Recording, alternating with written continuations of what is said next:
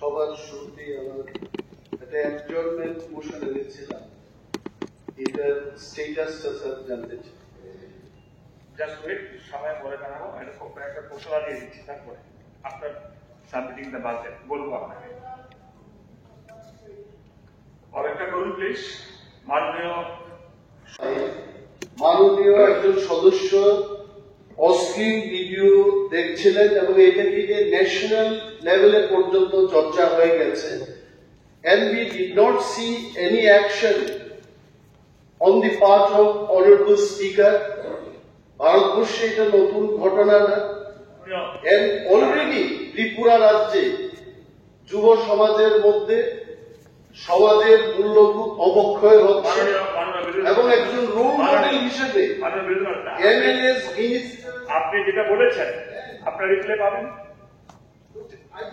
Please না না, প্রথমে এটা আসতে পারে না। আজকে বাজেট আলোচনা সবচেয়ে বেশি গুরুত্বপূর্ণ। আপনি পাবেন, আপনি উত্তর পাবেন। ধরে নিন, আপনি ধরে নিন।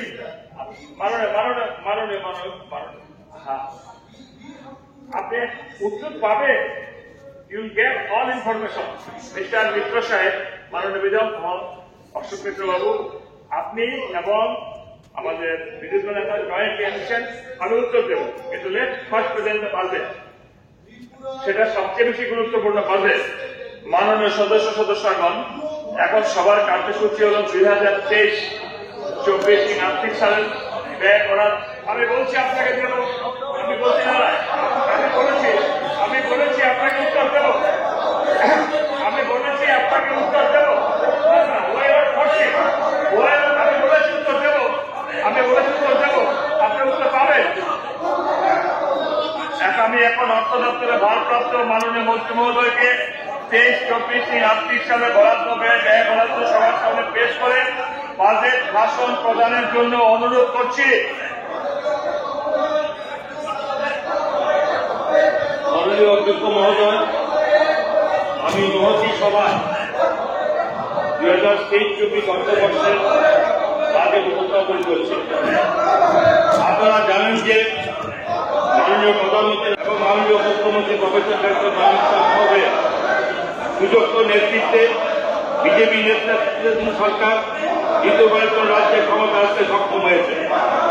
যাতে রাজ্যকে উন্নয়ন ও সমৃদ্ধির পথে এগিয়ে নিয়ে যেতে পারে, আমি সেই জন্য রাজ্যের জনসাধারণকে আমাদের উপর বিশ্বাস রাখার জন্য আন্তরিক ধন্যবাদ জ্ঞাপন করছি।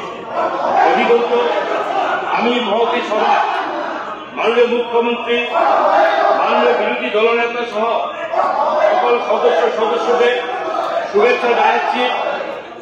আমি দৃঢ়তার সঙ্গে বিশ্বাস করি যে এই অধিবেশনের চিরাচরিত কথায় শাসক এবং বিরোধী পক্ষের মধ্যে মত বিনিময়, আলোচনা এবং সহযোগিতা, পারস্পরিক সম্মান ও শ্রদ্ধা বজায় রেখে চলবে। এই সময় অর্থনীতি হিসাবে আমার প্রথম বাজেট পেশ করতে বলে আমি খুব আনন্দিত।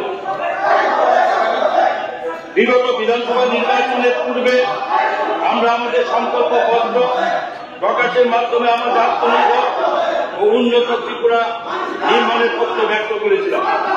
আগামী 5 বছরে আমরা রাজ্যের সকল মানুষের পক্ষে পূরণে সেই সংকল্পপত্রের বাস্তবায়নে নিরলসভাবে সচেষ্ট থাকব।